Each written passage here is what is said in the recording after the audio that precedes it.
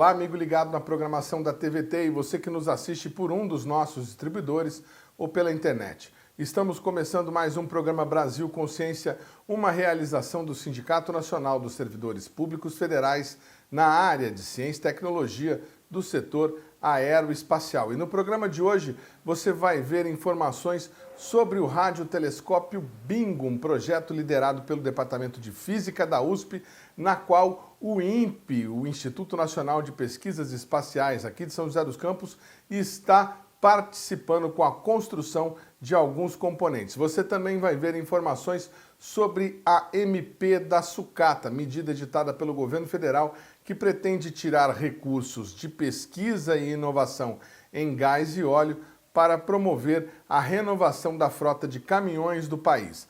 A medida provisória 1112 de 2022 mudou 4 leis para conseguir recursos para fazer a renovação da frota de caminhões. A primeira delas é a Lei 9.478 de 97, que criou a Agência Nacional do Petróleo, a ANP. Segundo a medida provisória, o recurso obrigatório para desenvolvimento e inovação em gás e óleo poderá ser destinado para a renovação da frota. A medida provisória não estipula em qual percentual o investimento deverá ser feito, mas estipula prazo até 2027 para que os investimentos aconteçam. Outra alteração é na Lei 9.503, também de 97, que institui o Código de Trânsito Brasileiro. Segundo a MP, também poderão ser destinadas à renovação da frota recursos que eram exclusivamente destinados anteriormente à engenharia de tráfego, policiamento, fiscalização e educação para o trânsito. A terceira lei alterada para beneficiar caminhoneiros foi a regra da CID, que incide sobre o preço dos combustíveis. Pela regra atual, a CID pode financiar programas de infraestrutura e transportes. Pela MP de Jair Bolsonaro, passa também a poder financiar a renovação da frota de caminhões. E, por último, a alteração na Lei 11.080 de 2004, que criou a Agência Brasileira de Desenvolvimento Industrial, a ABI. Pelo texto, a agência passará também a participar desse programa de renovação de frota de veículos pesados. E para falar sobre esse assunto, nós temos aqui conosco, virtualmente nesse programa, o ex-ministro da Educação e atual presidente da Sociedade Brasileira para o Progresso da Ciência, Renato Janini Ribeiro. Muito boa tarde, doutor Renato. Obrigado por o senhor ter atendido ao nosso convite e gostaria que o senhor explicasse para a gente por que as entidades científicas desse país resolveram se mobilizar contra essa medida. O que acontece é o seguinte: quando na década de 90 foram sendo constituídos os chamados fundos setoriais, houve uma certa ideia que era a seguinte: você arrecada uma parte do dinheiro que resulta da produção industrial em cada área, industrial ou de outro tipo, e você destina isso para a pesquisa. Então, como a pesquisa hoje é o principal ingrediente do desenvolvimento econômico, então, se você tem uma parcela, digamos, do rendimento do petróleo, que é destinada, seja a melhorar a pesquisa em petróleo, como o Brasil conseguiu com o pré-sal, seja desenvolver energias que não provêm de combustíveis fósseis, como eólica, a solar, então tem um efeito sobre o meio ambiente muito mais saudável, muito mais leve do que os combustíveis fósseis. Porque quando você coloca gasolina no seu carro, diesel, você está consumindo produtos que a natureza demorou milhões, talvez bilhões de anos para fazer. Ao passo que o álcool tem 1 ano, 2 anos para colher. E se for sol ou vento, então nem existe poluição resultante deles, ou praticamente não há. Então, a ideia foi essa, quer dizer, como nós vamos fazer a economia brasileira crescer, o Brasil ficar um país mais próspero, uma boa ideia era justamente investir na ciência e tecnologia para isso ter fundos específicos. A gente chama isso, informalmente, dinheiro carimbado. Então, tem um dinheiro que é arrecadado pelo governo em função de lei, tudo de acordo com a Constituição, só que esse dinheiro tem um destino específico. E, no caso, o destino específico era fazer pesquisas que aprimorassem a área energética. Ora, o que é essa medida provisória baixada há pouco tempo pelo governo, este ano mesmo? a medida provisória 1112. Ela permite que uma parte desse dinheiro que deveria ir para a pesquisa vá, na verdade, para repor a frota de veículos de transporte, basicamente caminhões, muito velhos. É evidente que, quando você tem veículos muito velhos, eles podem ter problemas, inclusive problemas de poluírem o ar. E é lógico que você possa ter, então, algum tipo de estímulo para eles serem trocados. Você pode aumentar o imposto sobre eles, você pode dar um subsídio. O que é errado é fazer esse subsídio a partir de um dinheiro tão precioso como o dinheiro que pode fazer o Brasil avançar mais. Tentando fazer um exemplo muito claro. Entre você trocar um caminhão de 30 anos, que está soltando um monte de fumaça, e colocar dinheiro público nisso, e colocar esse dinheiro público para você fazer pesquisas, para reduzir a poluição, para aumentar o rendimento do petróleo, para melhorar a energia eólica e solar, a segunda opção é mais estruturante. A primeira é você fazer um picadinho de medidas pequenas, que vão permitir trocar alguns caminhões, alguns veículos, por critérios que têm que ser definidos, por critérios que não podem favorecer os amigos do rei. Agora, outra coisa totalmente diferente é a dinâmica de você investir pesadamente no desenvolvimento científico e tecnológico, que hoje é considerado o principal fator do crescimento econômico. Quer dizer, hoje não é mais como foi no passado, como era no tempo da ditadura, por exemplo, você ter salários baixos, você ter repressão aos trabalhadores, ter arroxo, ter fechamento de sindicatos, ter isso tudo que, vamos dizer, nos anos 70, era apresentado mundo afora como uma vantagem competitiva do Brasil, porque a mão de obra era mais barata do que em países desenvolvidos, deixou de ser. Você não precisa mais hoje de uma mão de obra não qualificada. Ao contrário, você precisa de uma mão de obra muito qualificada. Só para dar um exemplo, sem querer afastar muito do caso, mas você tem hoje, na hora de colocar aquele adubo NPK, que é um adubo que é muito usado na lavoura, você não joga mais uma mesma quantidade de NPK num alqueire inteiro, numa gleba inteira, numa fazenda inteira.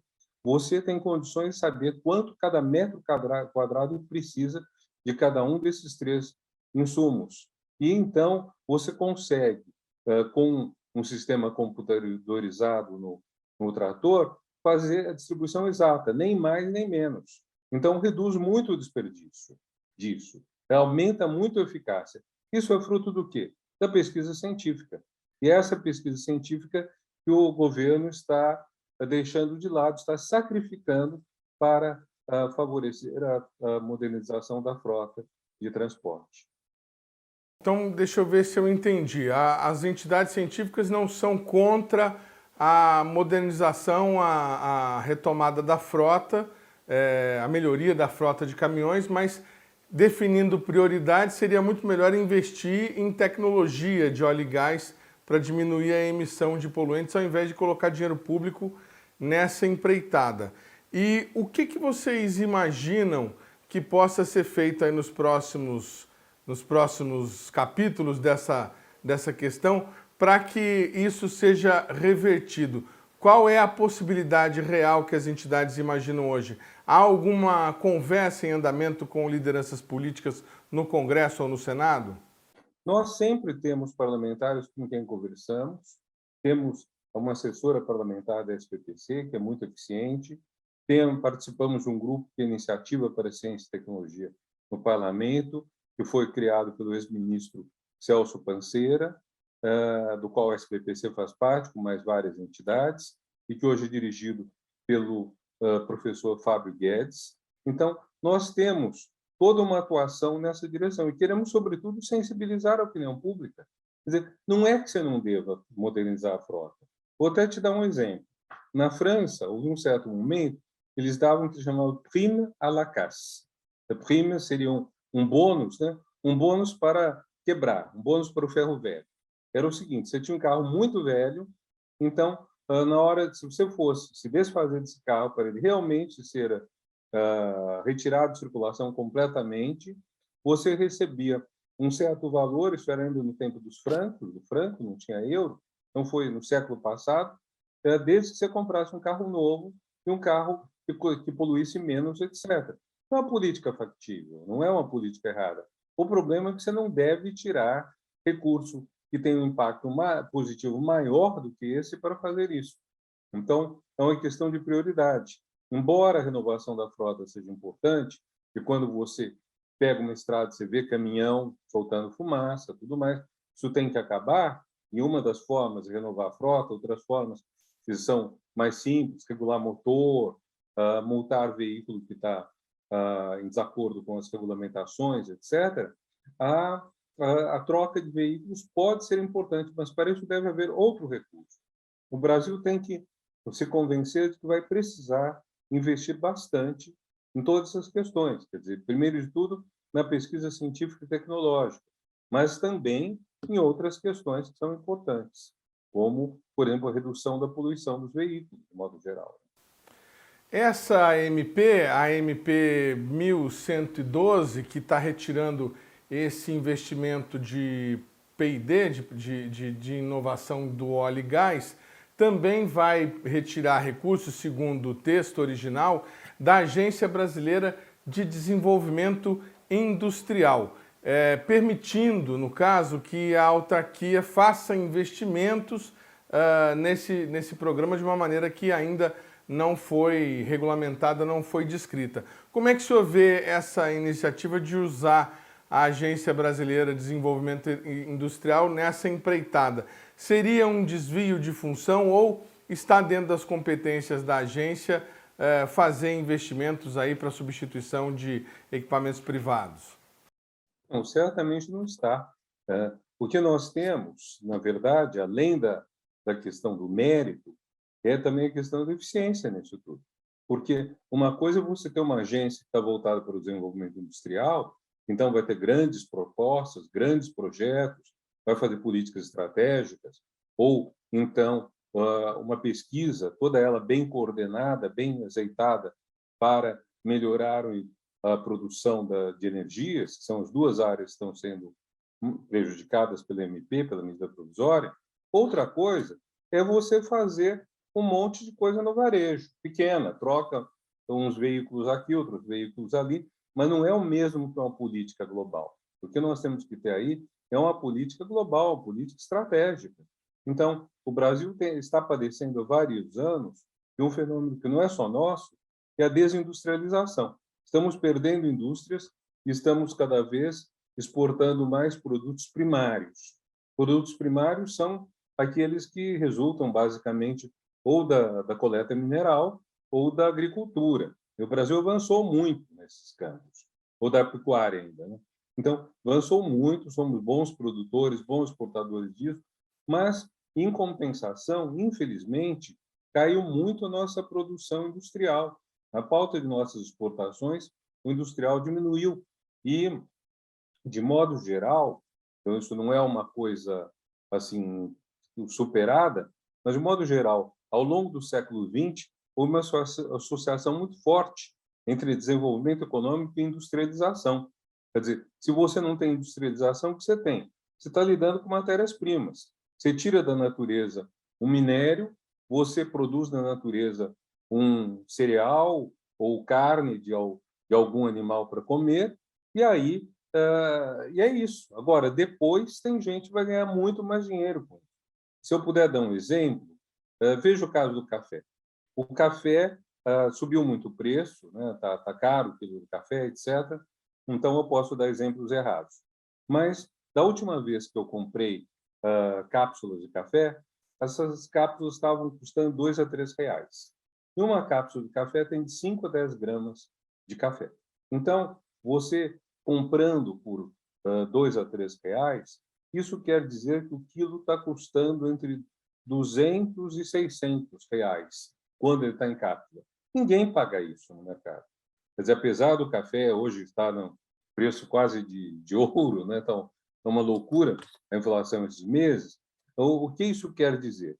Quer dizer que o Brasil exporta café e a Itália e outros países que avançaram muito nessa área, eles aprimoram o nosso café, dão sabores diferenciados, colocam nas cápsulas, e tudo isso avança muito a economia deles. Ou pega o caso do chocolate. Que eu saiba, tanto a Suíça quanto a Bélgica não devem ter uma produção de cacau mínima que seja. Isso é importado de outros países, inclusive o Brasil e países da África. Agora, o chocolate suíço e o chocolate belga são famosíssimos.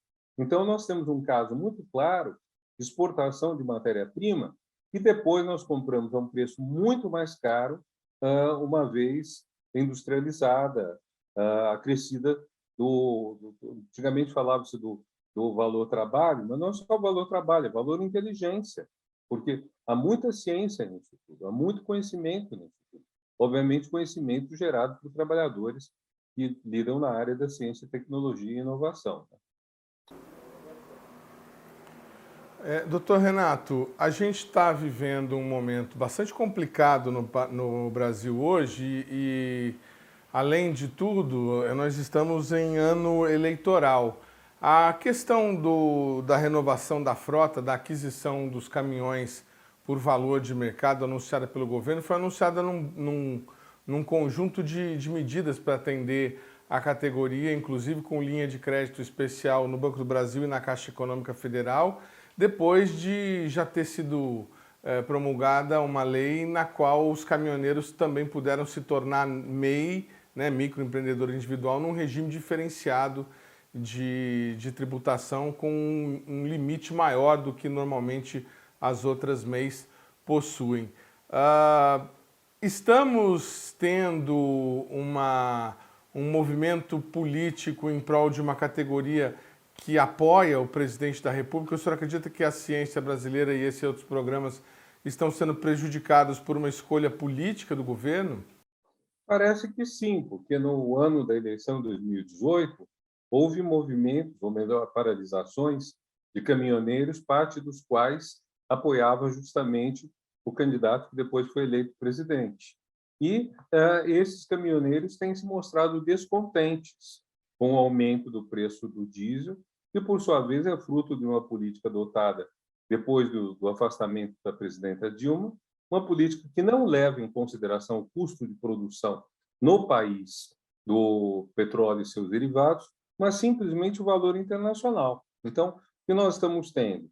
Nós simplesmente colocamos uma maquininha de calcular, vemos quanto está o dólar e multiplicamos pelo valor do dólar o litro de gasolina, de diesel, etc. E é claro que, subindo o preço internacionalmente, sobe nacionalmente de uma forma muito, muito forte. E aí isso causa bastante irritação. O presidente da República parece não entender bem deste assunto, nem querer entender. Ele reclama, diz que tem que baixar. Mas o que aconteceu? Eu li hoje num jornal. Eu li que os estados, de modo geral, reduziram R$ 1 o preço, não lembro se da gasolina ou do diesel, R$ 1. E com o aumento do dólar, ou do preço do combustível em dólar, vai subir R$ 1. Então, o que nós tivemos? O preço para o consumidor, seja ele caminhoneiro, seja ele indivíduo privado com o seu carro particular, seja ele bolsonarista, seja ele lulista, seja ele o que for, o preço do combustível vai ser o mesmo. Só que aquele real que ia para imposto, para o governo estadual fazer hospitais, fazer escolas, asfaltar estradas, inclusive, esse preço, em vez de ir para o Estado, vai para os acionistas da Petrobras. Então, vai para gente, boa parte estrangeira, que comprou ações da Petrobras em Nova York, e é isso. Então, nós temos uma transferência claríssima de renda do bolso da pessoa e do cofre público para interesses privados, porque é uma lástima, porque o Brasil está precisando muito de dinheiro. E veja, nós estamos com um orçamento deficitário, e não está pior simplesmente porque o governo jogou para o ano que vem 83 bilhões de reais, se eu não estou enganado, de precatórios que ele não vai pagar. Precatórios são dívidas transitadas em julgado, não cabe mais discussão, está na hora do governo pagá-las. O que o governo fez? Conseguiu aprovar uma emenda constitucional transferindo para o ano que vem. Então, o governo que vai ser eleito pelo povo em outubro, vai pegar um Brasil não só com todos esses problemas, uma inflação tal como não se via há quase 30 anos, uma deterioração da saúde, da educação, mas também vai pegar um déficit enorme. E isso tudo está associado a políticas equivocadas que têm sido conduzidas. O programa Brasil Consciência vai para um rápido intervalo e a gente volta na sequência com muito mais informação para você. Um instante só, não saia daí.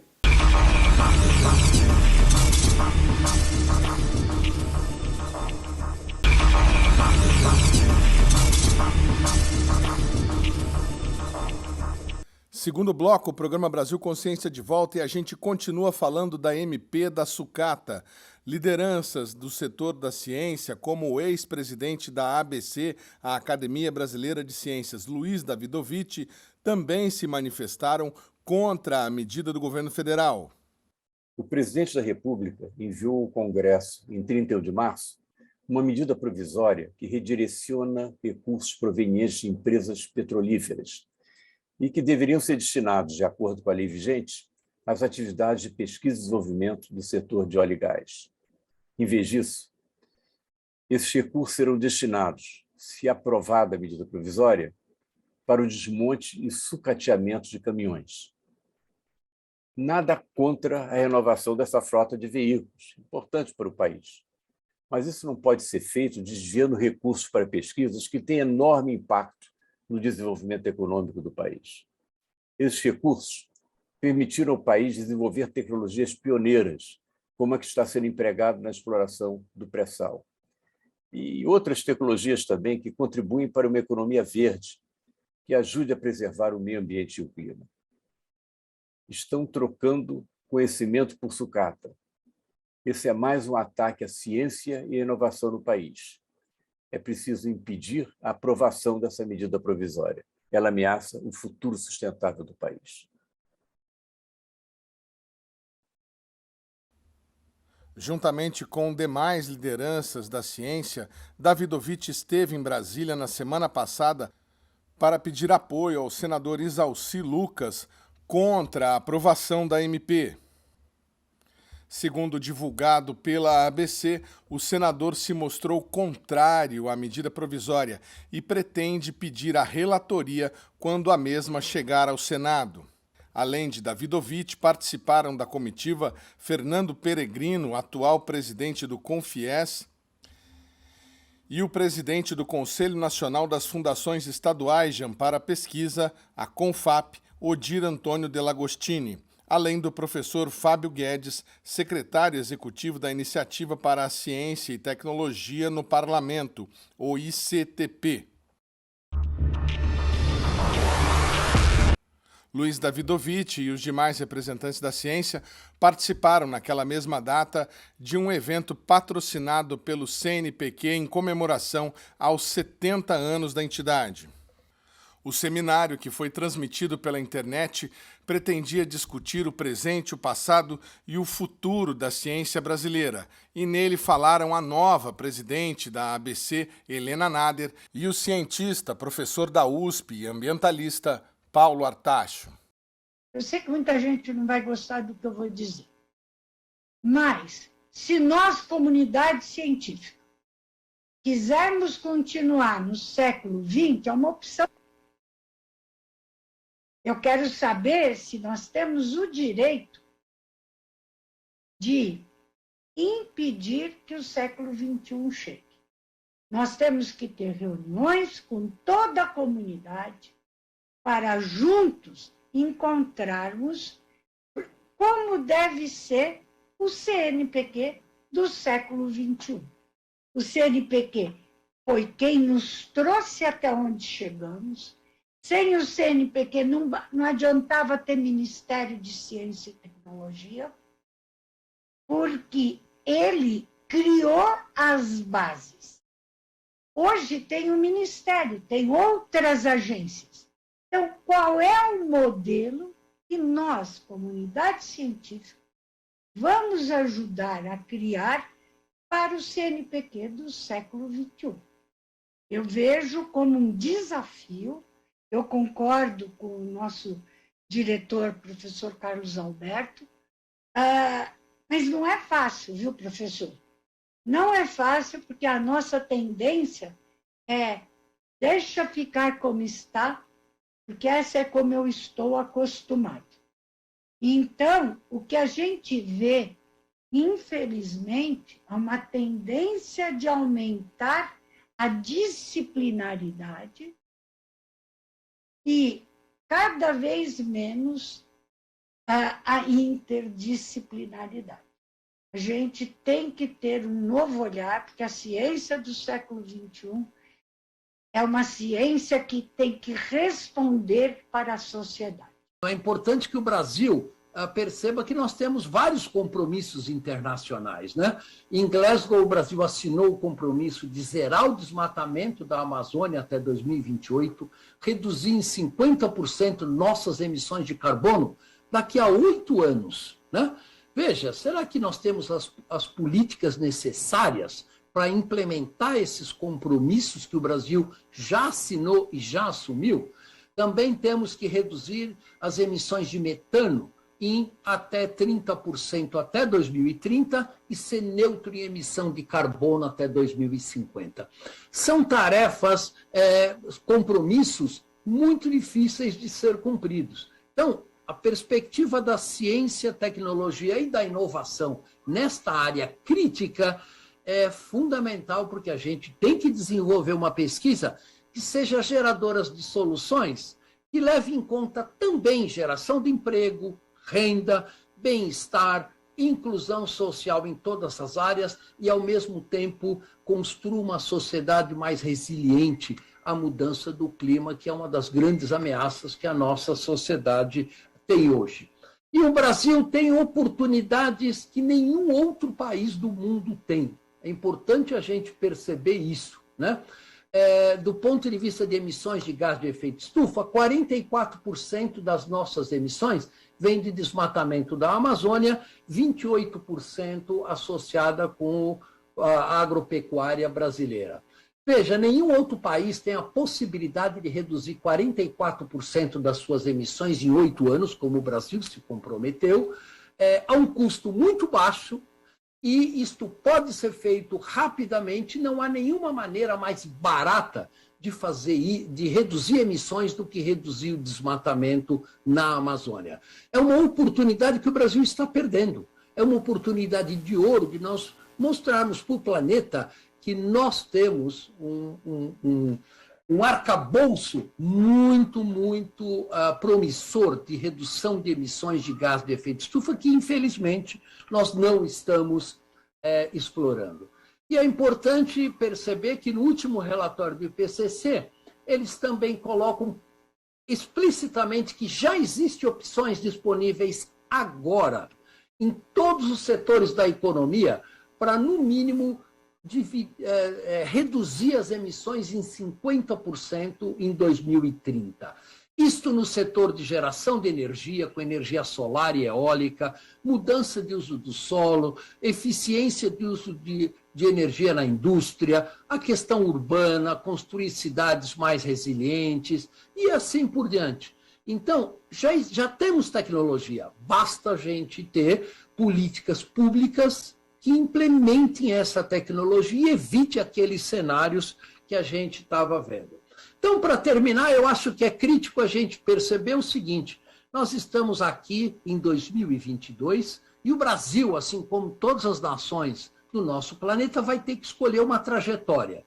Nós queremos uma trajetória de alta resiliência climática, impactos menores sobre a socioeconomia do nosso país, ou a gente vai escolher a trajetória que nós estamos indo agora, né, de alta vulnerabilidade, com alta pobreza, fome, dificuldades de produzir alimentos. Então, vejam, é uma escolha. Cada sociedade e o planeta como um todo vai ter que fazer, e as perspectivas de pesquisa científica nos próximos 20 ou 30 anos têm que ser dirigidas por essas escolhas que a nossa sociedade está fazendo agora.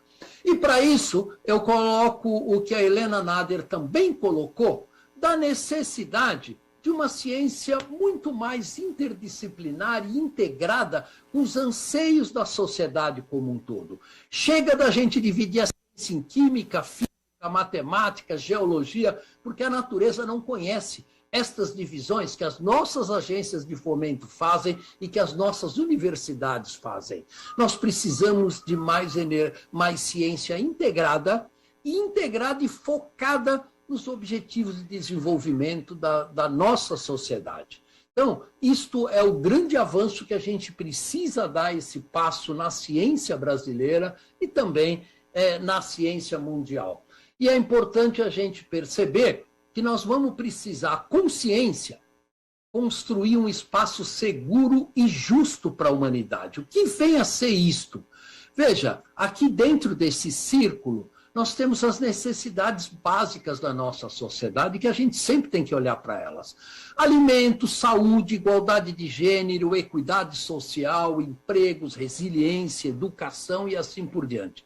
E aqui na parte de fora, estão os limites físicos do nosso planeta. Nós não vivemos num planeta com recursos infinitos e nós temos que construir uma ponte entre as necessidades básicas da nossa sociedade e os limites planetários que nos colocam. Então, a gente precisa de muita ciência sólida, interdisciplinar, para construir esse espaço mais justo, mais seguro, mais resiliente, para a sociedade brasileira e para a sociedade planetária. Então, eu agradeço o convite para falar aqui com vocês e dou os parabéns ao CNPq. Eu mesmo sou bolsista do CNPq, fui sempre bolsista do CNPq, assim como milhares de cientistas brasileiros, e todos nós queremos dar toda a força possível para que o CNPq continue numa trajetória cada vez melhor para achar os caminhos de sustentabilidade da nossa sociedade. O programa Brasil Consciência vai para um rápido intervalo e, na sequência, a gente fala sobre os avanços no projeto do radiotelescópio Bingo. É um instante só, não saia daí.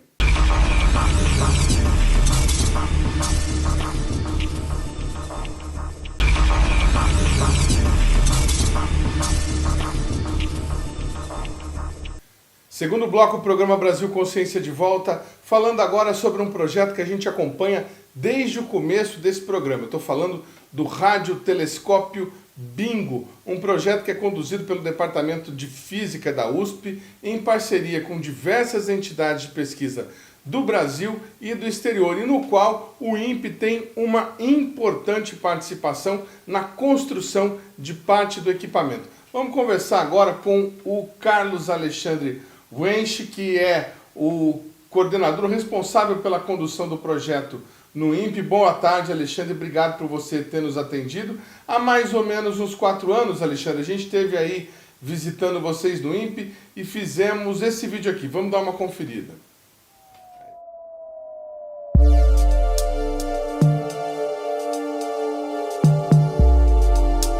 Isso é uma corneta corrugada, ela tem vários dentes, como dá para vocês verem daí. Ela é um protótipo de uma corneta que vai ser utilizada para medir a distribuição de hidrogênio neutro no universo, do universo mais ou menos próximo de nós até o universo quando ele tinha mais ou menos a metade da idade que ele tem hoje. Esse protótipo é o primeiro de 50 que a gente vai fazer. Isso vai ser colocado num radiotelescópio bastante grande, que vai ficar no estado da Paraíba, numa região chamada Serra do Urubu, no Vale do Piancó. O universo é 70% de energia escura, 25% de matéria escura e 5% de matéria comum, matéria que a gente chama ordinária. Dessa matéria ordinária, 75% é hidrogênio. Então ele tem uma emissão, quando ele está neutro, uma emissão em rádio, nessa frequência de rádio, que é quase a frequência do micro-ondas, que é 1420 MHz. É uma frequência bem conhecida. E ele emite, só que quanto mais distante essa frequência muda, ela sofre um deslocamento para frequências mais baixas. E o que o Bingo, que é o nome desse telescópio, vai fazer é medir essa emissão de hidrogênio em frequências menores do que 1420, porque o hidrogênio está emitindo de muito longe. Então você está andando para trás e você mede todas elas simultaneamente. Então é como se fosse uma tomografia. Você pega um volume de universo com hidrogênio que está nesse meio de caminho. Então, em vez de você pegar só numa ponta, ou só aqui perto, ou só no meio, você pega isso tudo, né, empilhado, e a gente consegue separar cada frequência que a gente pega. Por exemplo, 960 é uma época, 970 é outra, 980 é outra, e assim vai. Então você tem uma tomografia mesmo, uma coisa 3D do universo. Entendendo essas oscilações de Baryons, entendendo como e que amplitude elas têm, a gente pode tentar entender melhor o que são as oscilações de Baryons e o que é a energia escura e como é que ela afeta essa expansão acelerada do universo, que a energia escura acelera a expansão. E a gente pretende, né, olhando as oscilações de Baryons, olhando as amplitudes, pretende ver como é que a aceleração do universo mais recente afeta essas medidas. Então, o projeto é uma colaboração internacional. A ideia do projeto é inglesa, e além da Inglaterra estamos nós, a Universidade de São Paulo, a Federal de Campina Grande, o Instituto Politécnico de Zurique, a Universidade de KwaZulu-Natal, na África do Sul, a Universidade de Yangzhou, na China, e o University College, em Londres. Então, o conceito do experimento todo é inglês.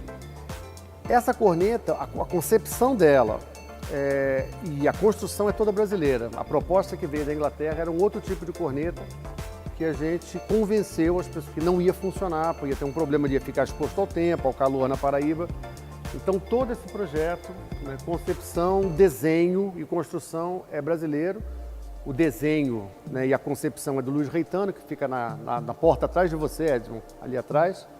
E a construção é de uma empresa que é um spin-off da Embraer, que chama Calfair. A grande inovação da construção dessa corneta foi elaborar um perfil de alumínio, né, pensar num perfil que a gente pudesse dobrar num formato correto, com uma tolerância super fina, né, de menos de 1 milímetro, dobrar isso nessa forma e juntar isso na forma desses anéis. Então, cada um desses foi feito separadamente, até lá na boca, e eles foram montados para fazer essa corneta. A alternativa anterior para essa construção era usinar. Você imagina pegar um pedaço de alumínio desse tamanho e passar um torno para usinar isso aí. É inviável. Economicamente o custo é muito alto e não justifica a precisão que você vai ter no torno para o que a gente necessita nesse caso. Então a grande inovação foi essa concepção. Imagina que o telescópio são duas parabólicas, né?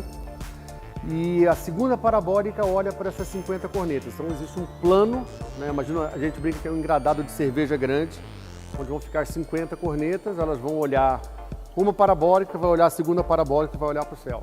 Então cada parabólica tem mais ou menos o tamanho de 2 quadras de futsal. Aí vamos mostrar lá, tá? Bacana, bacana. Bom, e de lá para cá, Carlos Alexandre, tivemos pandemia, lançamento de satélite, diversas coisas aconteceram e parece que agora as primeiras cornetas estão saindo do Instituto para começar a fase de testes, de funcionamento. Explica para a gente, por gentileza, em que status está o projeto nesse momento. Oi, Edmund, tudo bem? Obrigado pelo convite aí, obrigado ao pessoal do Brasil Consciência.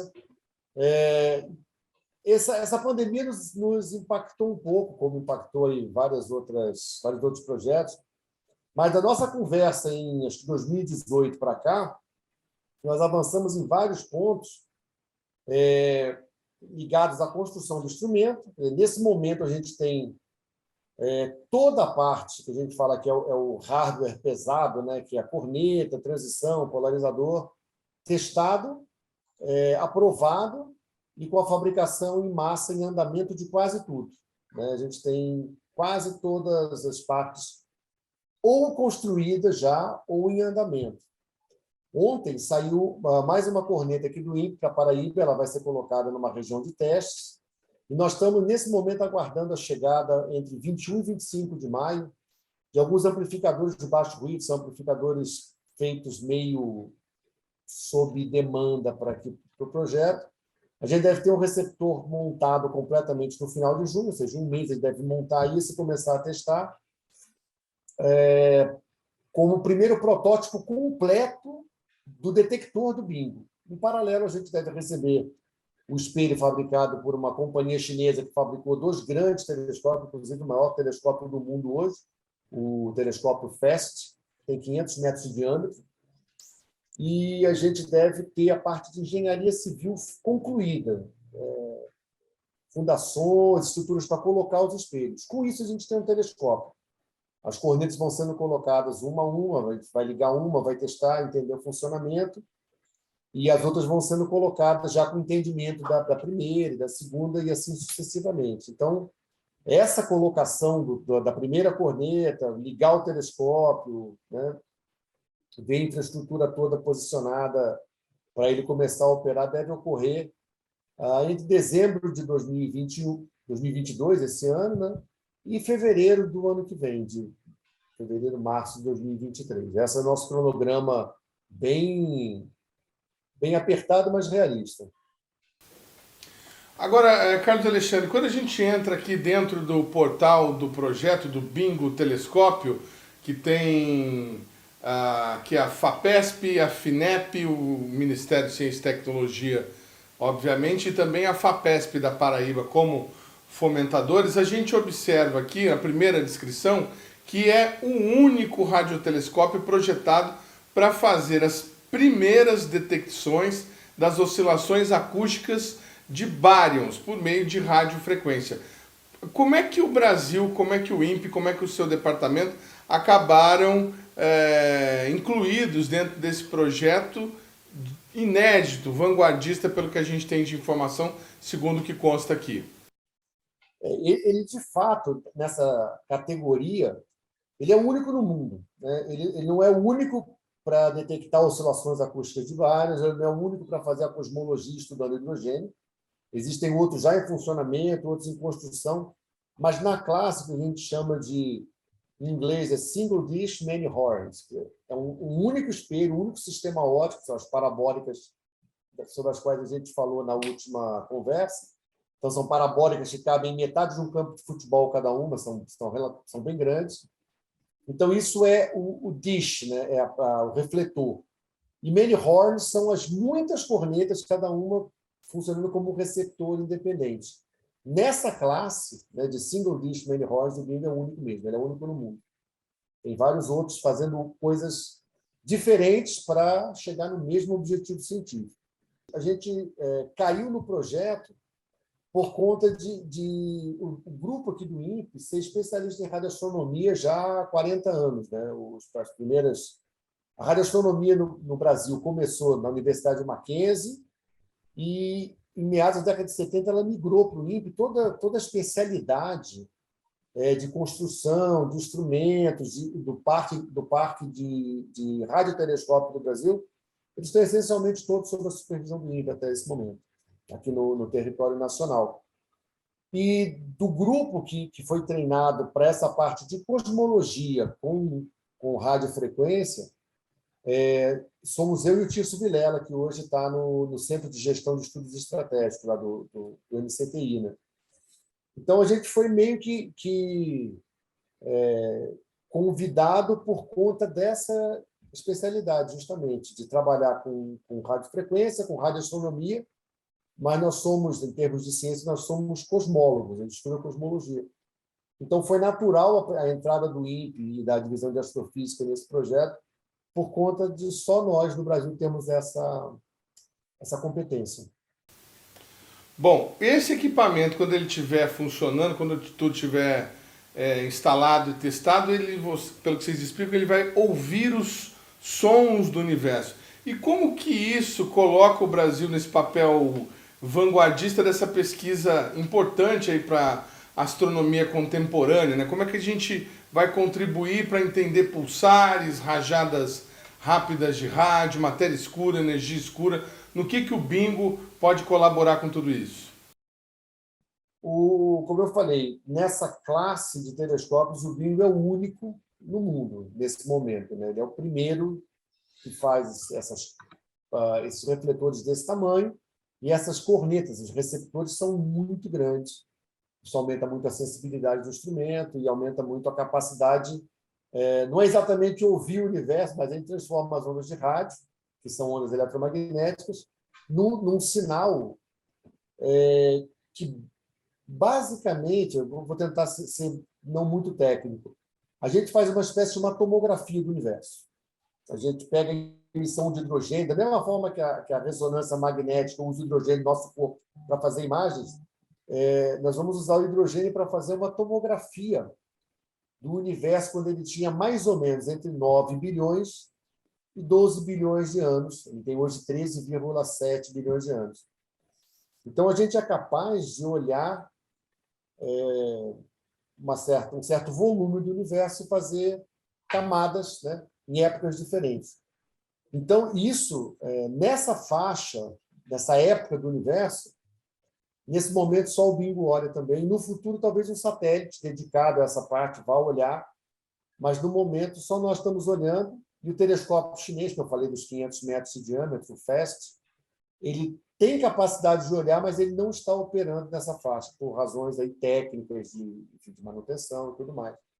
Então, o Bingo é capaz, ao mesmo tempo, de medir oscilações acústicas de bários, que são uma maneira de investigar a energia escura, que é responsável pela aceleração da expansão do universo, e pela maneira como o Bingo funciona. Ele não é um telescópio que aponta, né, para algum lugar, ele é um telescópio que fica parado, olhando para o céu, e ele olha a região do céu que passa na frente dele.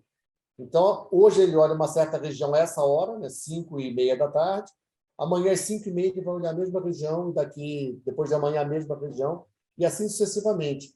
Então, fenômenos que são transientes, que se repetem, ou que são um único evento, eles vão aparecer para nós de graça. A gente cobra mais ou menos 14% do céu. É uma faixa grande. Então, esses eventos que você mencionou, rajadas rápidas de rádio, pulsares, isso vem de graça para nós, na região que o Bingo observa, pela maneira que a gente observa.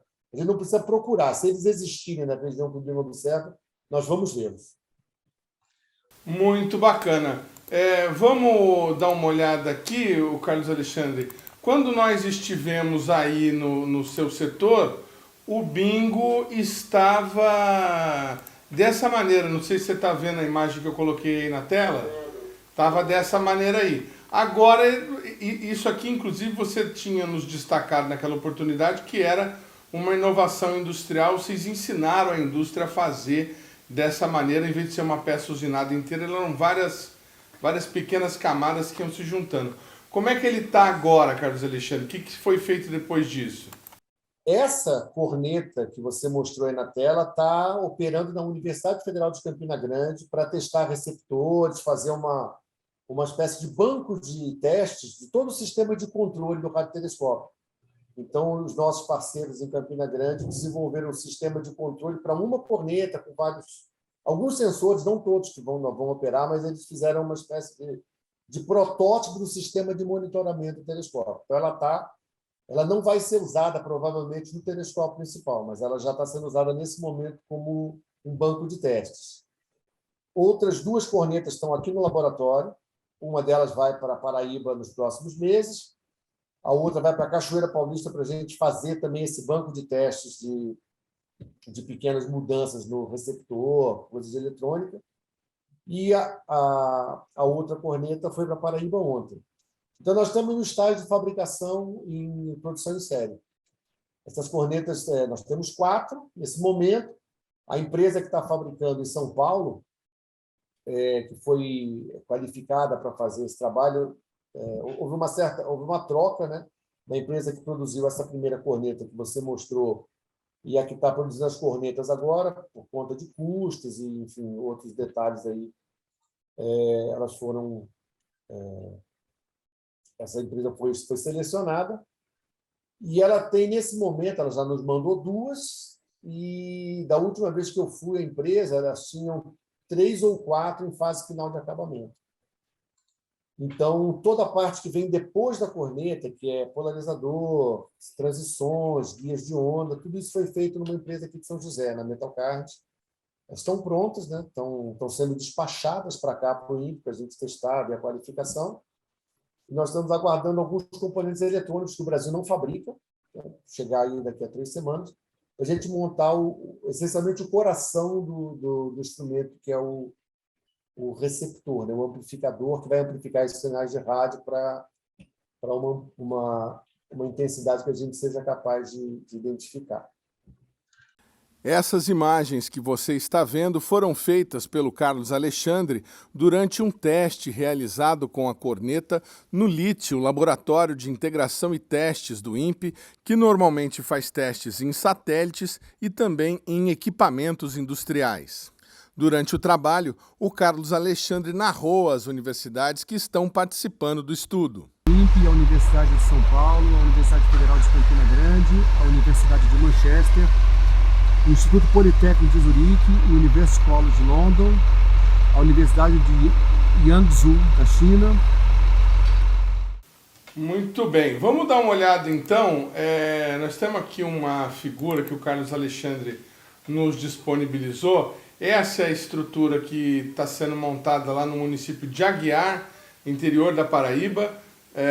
São 5.500 habitantes, pelo que a gente observou aqui. E essa estrutura que vocês estão vendo, o tamanho dela, para que vocês tenham uma noção, é mais ou menos o tamanho do estádio do Maracanã. Então o Carlos Alexandre vai nos explicar o que é essa antena que nós observamos aqui em pé, Carlos Alexandre, à direita. Ela é o que a gente chama de refletor secundário.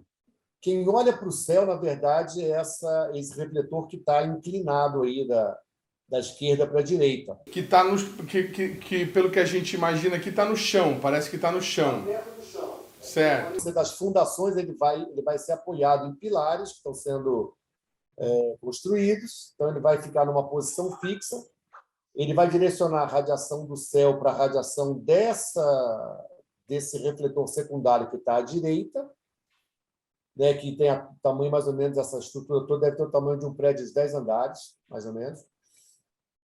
E esse refletor secundário vai jogar o sinal para o lado esquerdo da figura, onde ficam as cornetas. Aquela figura que você mostrou é não aquela exatamente, mas aquela peça, ela vai ser colocada nesse arranjo de cornetas, que vai contemplar 28 cornetas ao todo na primeira fase de operação do instrumento. Então vamos recapitular aqui. Mirando para o céu, olhando para o céu, é essa estrutura que está mais aqui próxima ao chão, né? Ela que está recebendo as variações, as ondas, né? E refletindo para essa estrutura aqui à direita, que é a antena receptora, e ela rebate para as cornetas que estão aqui à esquerda, que vão fazer a leitura desse sinal e transmitir aí aos equipamentos que vocês vão usar para medir o que está sendo captado. O que eu falei, né, dos amplificadores, vão amplificar o sinal, eles ficam na ponta esquerda dessas cornetas. Cada uma delas tem um conjunto de 4 cadeias de amplificadores. Então, a gente vai ter aí 112 cadeias de amplificadores, cada uma olhando para uma região ligeiramente diferente do céu. A área coberta aqui por esse espelho é grande, né? A gente pega uma fração grande do céu instantaneamente, né? Simultaneamente, a gente pega uma região relativamente grande. Então, essas 28 cornetas vão ter, cada uma, 4 cadeias de receptores que vão olhar simultaneamente para essa região do céu. É claro que isso deve ter uma especificidade que seria impossível para a gente alcançar, a gente quer alcançar nessa entrevista, mas, a grosso modo, por que precisa o sinal vir, rebater tocar na receptora, rebater na secundária, para daí ser analisado pela corneta? Você já deve ter visto, você certamente já viu lunetas, né? Aquelas que esticam, né? Lunetas, elas têm a lente principal, né? que a coletora, que equivale a esse espelho maior aqui, e tem a lente secundária, que fica no seu olho, que corresponde às cornetas do outro lado.